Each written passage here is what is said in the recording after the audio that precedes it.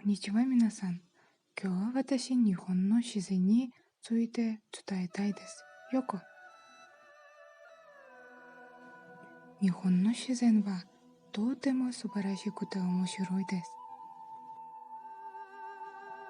いろいろ植物、動物が多いです。日本で一番の有名な木は桜の木です。桜は日本のすべての都市で育ちますが、違う時期に咲く。一番沖縄に咲く。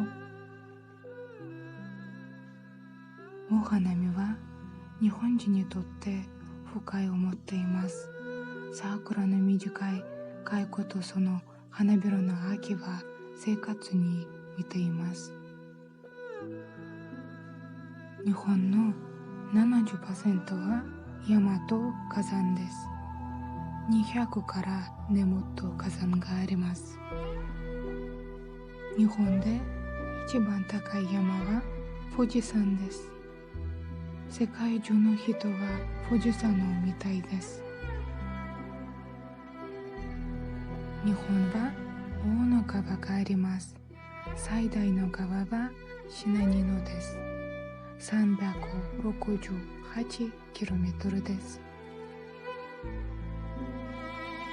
そして日本は42湖があります。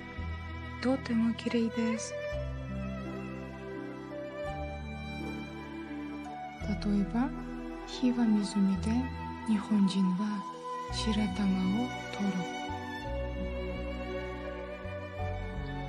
日本は約2750の植物があります。一番有名なのは竹です。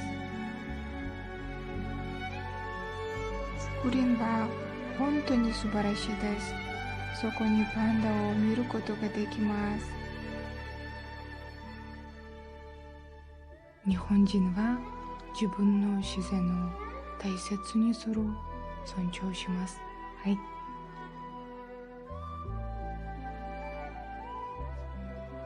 皆さん、あなたは自然を愛する？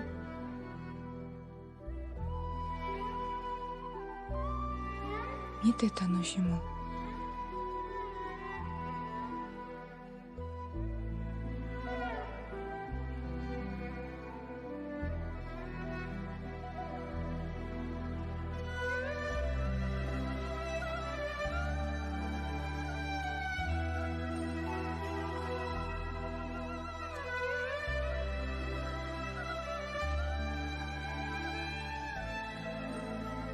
これは富士山です。面白かった？どうもありがとうございます。